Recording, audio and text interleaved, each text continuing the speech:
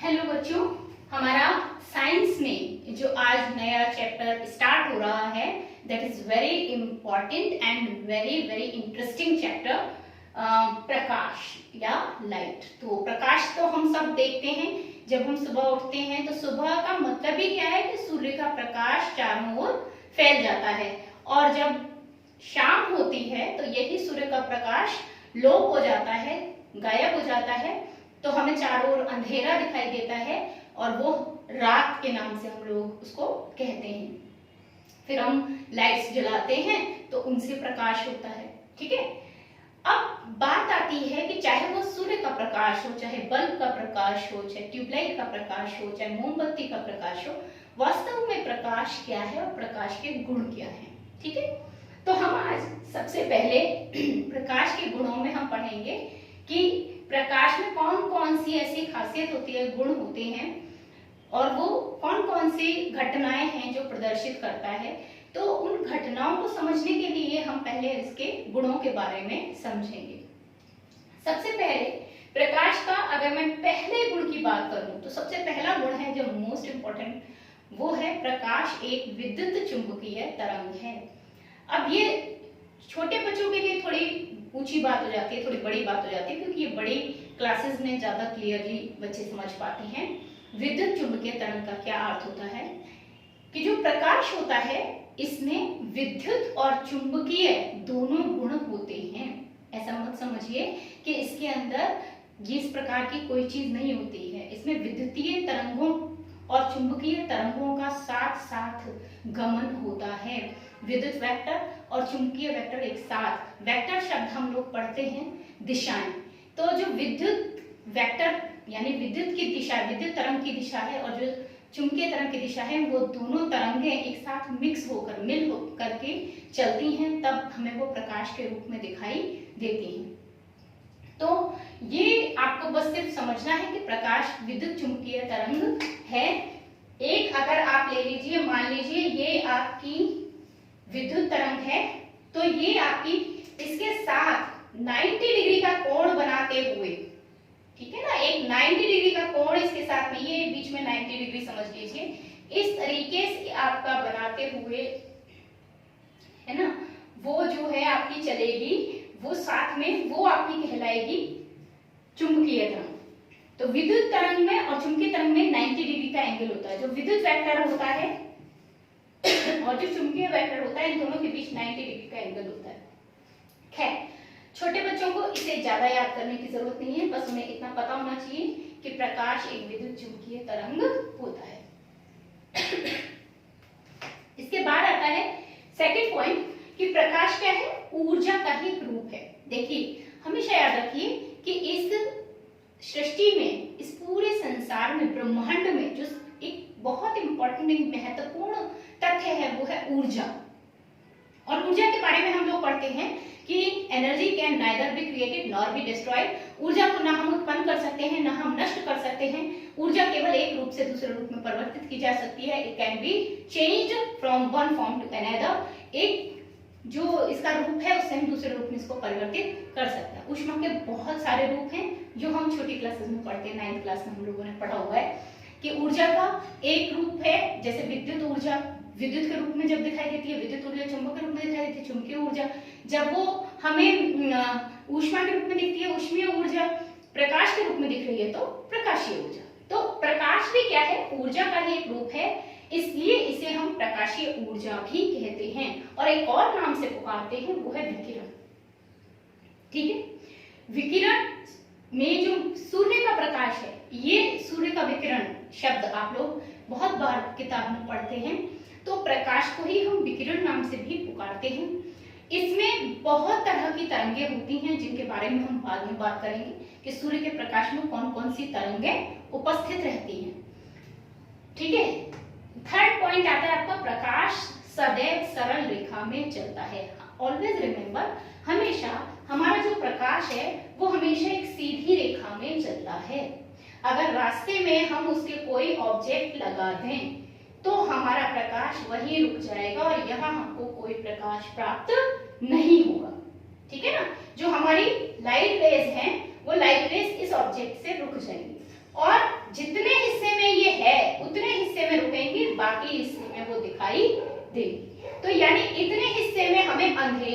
महसूस होगा। इतने हिस्से में हमें क्या महसूस होगा? अंधेरा महसूस होगा, और उस अंधेरे के रूप में हमें यहाँ उसकी एक परछाई पता चलेगी, यहाँ हमें उसकी एक परछाई पीछे दिखाई देगी। आगे समझ में? तो कोई भी वस्तु रखी होती है, जब उस पर प्रकाश पड़ता है तो क्या होता है? उसमें परछाई दिखाई देती है। आप कुछ भी वस्तु बनाते हो, आपने कुछ भी एक वस्तु बनाई अपनी, और तो हमें यहाँ पर उसकी एक परछाई दिखाई देती है। जो भी हमारी लाइट है, उस लाइट से हमें इसकी यहाँ परछाई दिखाई देती है। क्यों दिखाई देती है? कि जितनी रेज इसको पार करके निकल गई, वो तो उतने हिस्से में रोशनी करेंगे, लेकिन जितनी रेज इससे रुक गई, वो सारी रेज पीछे ब्लैक पार्ट के रूप में दिखाई देंगी। तो वो हिस्सा हमें ब्लैक पार्ट दिखाई देगा, जहां प्रकाश नहीं पहुंच पाया वहां हमें अंधेरा मिलेगा, और इस हिस्से को हम कहेंगे परछाई, शैडो। तो शैडो कब बनेगी, परछाई कब बनेगी? जब हम प्रकाश के रास्ते में कोई वस्तु रख देंगे। लेकिन वो वस्तु कैसी होनी चाहिए? तो यहाँ मैं एक चीज, कुछ पॉइंट्स पीछे मैं नीचे चली जा रही हूँ कि प्रकाश पारदर्शी माध्यम से पार जा सकता है, अपारदर्शी माध्यम से पार नहीं जा सकता। तो हमें परछाई कब मिलती है? जब प्रकाश अपारदर्शी माध्यम से, प्रकाश के रास्ते में हम अपारदर्शी माध्यम को रख देते हैं, तब हमें प्रकाश, क्योंकि पार नहीं जा पाएगा, तो परछाई यानी एक अंधेरा प्राप्त होगा। अपारदर्शी का मतलब होता है ऐसा माध्यम, ऐसा ठोस माध्यम जिसमें प्रकाश किरणें वापस नहीं हो सकती, पार नहीं निकल सकती। ठीक है, तो ऐसा माध्यम जिसमें प्रकाश किरणें वापस, मतलब उसमें से पार निकल करके नहीं जा सके, तो हम कहेंगे अपारदर्शी माध्यम। जैसे लकड़ी में से क्या आपको आर पार दिखाई देता है? नहीं, तो लकड़ी अपारदर्शी है। लोहे में से क्या आपको आर पार दिखाई देता है? नहीं। इसी तरह जितने भी प्लास्टिक है, ठीक है, प्लास्टिक में कुछ प्लास्टिक ऐसी होती है जिसमें से हमें पार दिखाई देता है, ठीक है ना, जैसे सेलोफेन पेपर होती है, जो सेलोफेन पॉलीथीन होती है, उसमें से दिखाई देता है। ठीक है, जो खिड़की में फाइबर ग्लास आते हैं उनमें से दिखाई देता है, तो फाइबर थोड़ा प्लास्टिक के ही होते हैं, तो उनमें से साफ साफ हमें आर पार दिखाई देता है। तो ऐसा नहीं है कि सभी तरह के प्लास्टिक में, लेकिन जनरली जो बकेट्स बनी हुई होती हैं, बाल्टियां बनी हुई होती हैं, टब बने होते हैं, ऐसी वाली प्लास्टिक में से हमें आर पार दिखाई नहीं देता। इसी तरह जितनी भी धातुएं हैं, धातुओं में से हमें आर पार दिखाई नहीं देता, चाहे वो सोना है, चाहे वो चांदी है, पीतल है, तांबा है, कुछ भी ऐसी धातु है, पत्थर में से पार दिखाई नहीं देता। तो आप बहुत सारी चीजें आपके आसपास हैं जिन्हें आप देख सकते हो कि उन जिनमें से हमें आर पार दिखाई नहीं दे रहा, वो सब हमारी कैसी होंगी? अपारदर्शी। ठीक है, ऐसे माध्यम को हम कहेंगे अपारदर्शी। तो अगर ऐसी किसी भी वस्तु को हम लाइट के रास्ते में रखेंगे तो परछाई हमको मिलेगी। ठीक है, नेक्स्ट पॉइंट, पारदर्शी माध्यम का क्या मतलब हुआ? जस्ट इसका अपोजिट, अपारदर्शी जिसमें से हमें आर पार न दिखे, और पारदर्शी जिसमें से हमको आर पार दिखाई देता है। तो आर पार दिखाई इसीलिए देता है क्योंकि पारदर्शी माध्यम में से प्रकाश आर पार दिखा जा सकता है।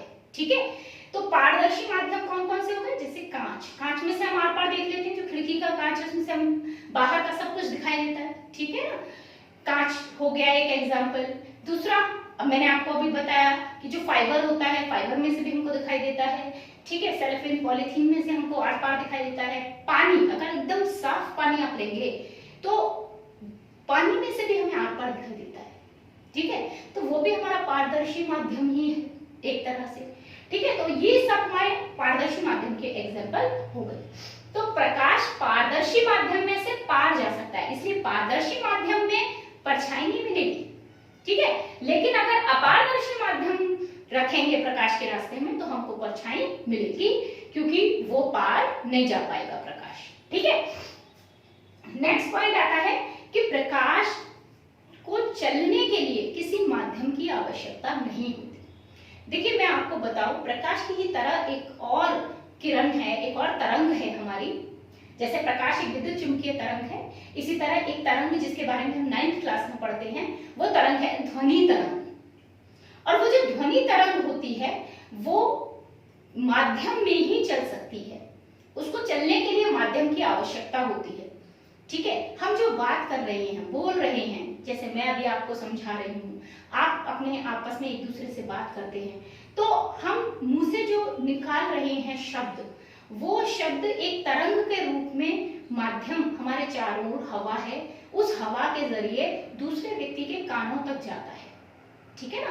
तो एक व्यक्ति के जो कान हैं उससे दूसरे व्यक्ति ने, जिसने भी, जो भी व्यक्ति है जिसने कुछ बोला, ठीक है, तो जिसने भी कुछ बोला है ना, उसने कुछ भी बोला है, जो भी बोला उसने, तो वो सब क्या होगा, एक तरंग के रूप में, इस तरीके से एक तरंग बन जाएगी और वो तरंग के रूप में कान के अंदर जाएगी।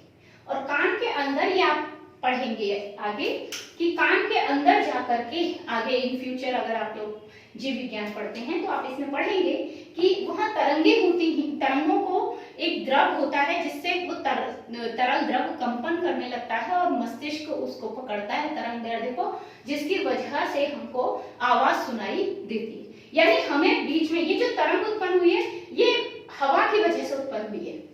अगर हवा नहीं होगी तो ये तरंग उत्पन्न नहीं होगी। तो अगर हम चंद्रमा पर हों, ठीक है, हम लोग चंद्रमा पे पहुंच जाएं तो चंद्रमा पे हमें कोई आवाज सुनाई नहीं देगी, ना ही हम कुछ बोलेंगे तो वो आवाज दूसरे व्यक्ति तक जा पाएगी। क्यों? क्योंकि वहां चारों ओर हवा नहीं है, वायु नहीं है। तो वायु की आवश्यकता किसको पड़ी? ध्वनि के लिए, ध्वनि के संचरण के लिए वायु की आवश्यकता पड़ी। तो ध्वनि को माध्यम की आवश्यकता है। इसी तरीके से रेलगाड़ी आपने बहुत बार देखा होगा, ट्रेन आपको दिखाई नहीं दे रही आती हुई, बहुत लोग लोहे पर जो पटरी है उस पर कान लगाकर सुनने की कोशिश करते हैं कि पटरी आ तो नहीं, वो रेलगाड़ी आ तो नहीं रही है पटरी पर। तो लोहे में रेलगाड़ी जब पटरी पर चल रही है तो पटरी में कंपन हो रहा है, तरंगे बन रही हैं और वो तरंगे हमें बहुत पहले, क्योंकि वो बहुत तेज गति से आती हैं, तो वो हमें लोहे के द्वारा तुरंत सुनाई दे जाती हैं। ठीक है, तो वो हमारे ये लोहे यानी ठोस में भी वो ध्वनि चल पा रही है, लेकिन वो भी एक माध्यम है। ठीक है, ठोस भी एक माध्यम है, द्रव भी एक माध्यम है, गैस भी एक माध्यम है। लेकिन प्रकाश एक ऐसा विकिरण है, ऐसी तरंग है जिसको चलने के लिए किसी माध्यम की आवश्यकता नहीं है। ना उसे कोई ठोस माध्यम चाहिए, ना उसे कोई द्रव माध्यम चाहिए, ना उसे कोई गैसीय माध्यम चाहिए। बहुत बड़ी सी अगर मैं आपको एक सिंपल सी चीज आप लोगों को बताऊं तो वो ये कि आप जानते हैं हमारा जो सूर्य है, ठीक है, पृथ्वी से बहुत दूर है ना, तो सूर्य और पृथ्वी के बीच में कुछ भी नहीं है। ना वहां कोई ठोस माध्यम है, ना द्रव माध्यम है, ना गैस माध्यम है, ये तीनों माध्यम ही नहीं है। ऐसी जगह जहां न ठोस माध्यम हो, न द्रव माध्यम हो, न गैस माध्यम हो, उसे हम कहते हैं निर्वात। वात मतलब वायु, निर् माने नहीं। तो ऐसा स्थान जहां वायु भी नहीं है उसे हम क्या कहेंगे? निर्वात। ठीक है, तो ऐसे स्थान पर जहां वायु भी नहीं है मतलब यहां कोई माध्यम नहीं है, कोई भी माध्यम यहां नहीं है। सूरज और पृथ्वी के बीच में, लेकिन फिर भी हमारे पास सूरज की रोशनी आ जाती है, पृथ्वी पर आती है ना। जब हम सुबह उठते हैं तो हमारा सूर्य की किरणें हमें दिखाई देती हैं, ठीक है ना, पृथ्वी पर चारों ओर रोशनी दिखाई देती है। तो कहने का अर्थ ये है कि सूर्य और पृथ्वी के बीच में कोई माध्यम नहीं, फिर भी प्रकाश आ रहा है। इसका सीधा अर्थ क्या है कि प्रकाश को चलने के लिए किसी माध्यम की आवश्यकता नहीं होती।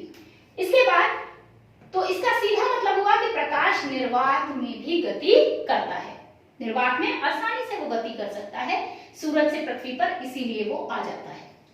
ठीक है, इसके बाद निर्वात में जो प्रकाश की चाल है वो सबसे ज्यादा होती है, क्योंकि वहां कोई माध्यम नहीं है, माध्यम के कोई अणु नहीं है, तो वहां सबसे ज्यादा चाल होती है प्रकाश की, वो है 3 × 10⁸ मीटर पर सेकेंड, 3 × 10⁸ मीटर बटे सेकेंड। ये है हमारे प्रकाश की चाल निर्वात में।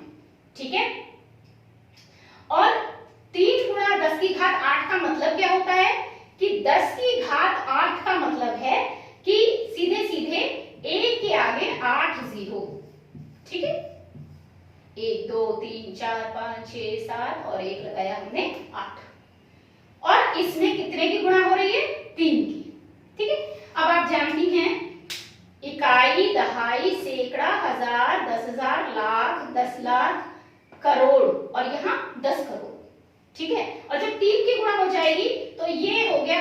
3 के आगे 8 0, तो ये बन गया हमारा 30 करोड़। ठीक है, यानी 30 करोड़ मीटर बटे सेकंड। ये हमारी चाल है किसकी? प्रकाश की, निर्वात में। यानी 30 करोड़ मीटर चल लेता है प्रकाश 1 सेकंड के अंदर। और ये पूरे ब्रह्मांड में अभी तक सबसे ज्यादा तेज गति है, यानी सबसे तेज गति से चलने वाला प्रकाश है। ठीक है, क्लियर हो गया? अब इसे किलोमीटर में भी हम कह सकते हैं। किलोमीटर में जब हम कहेंगे तो आप जानती हैं कि 1000 मीटर ये बराबर आपका 1 किलोमीटर होता है ना? तो हमारा 30 करोड़ अगर हम ले रहे हैं तो इतने मीटर बराबर कितना हो गया? 300000000, ठीक है, और अपॉन में 1000। एक जीरो से एक जीरो कटा, एक जीरो से फिर एक जीरो कटा, और एक जीरो से फिर एक जीरो कटा, तो कुल कितना आ गया हमारा? ये आ गया हमारा, कितनी जीरोस बच गई? 3 जीरो कट गई ना 8 में से, तो हमारी टोटल कितनी जीरो बच गई? 5 जीरो। तो ये हो गया 3 1 2 3 4 5। ठीक है, यानी 3 लाख किलोमीटर। अब क्या होगा ये? किलोमीटर। तो कई बार पेपर में पूछ लिया जाता है कि प्रकाश की चाल किलोमीटर प्रति सेकंड में कितनी है, तो किलोमीटर प्रति सेकंड में है 3 लाख किलोमीटर। आगे समझ में? तो इस तरीके से ये हो गई प्रकाश की निर्वात में चाल। ठीक है, ये है प्रकाश की चाल।